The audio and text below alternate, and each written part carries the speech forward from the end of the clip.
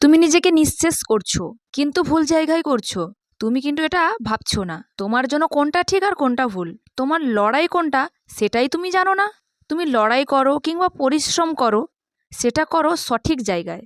তুমি অন্যের কথা শুনে অন্যের দেখা স্বপ্নের পেছনে দৌড়াচ্ছ না তো। তোমাকে আগে তোমার নিজের স্বপ্নটা জানতে হবে।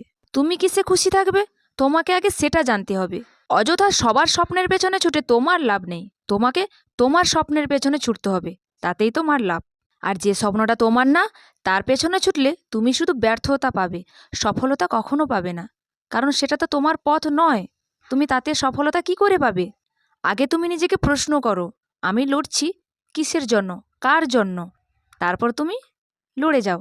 আর যেদিন তুমি প্রশ্নের উত্তর পাবে যে তুমি নিজের জন্য লড়ে যাচ্ছ নাকি অন্যের জন্য, সেদিনই তুমি সফলতার শিখরে পৌঁছে যাবে।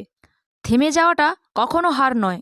বুদ্ধিমানের কাজ হচ্ছে তোমার রাস্তা চিনে রাস্তাটাকে তাড়াতাড়ি পরিবর্তন করে নেওয়া। তাই তুমি তোমার জায়গায় পৌঁছানো অবধি পরিশ্রম করো। তুমি আগে এটা ঠিক করো যে তোমার গন্তব্যটা কোথায়। অন্যের স্বপ্ন, অন্যের গন্তব্যে পৌঁছে তোমার লাভ নেই। তুমি শুধু তোমার স্বপ্নটার দিকে ফোকাস করো, দেখবে তুমি তাড়াতাড়ি পৌঁছে গেছো।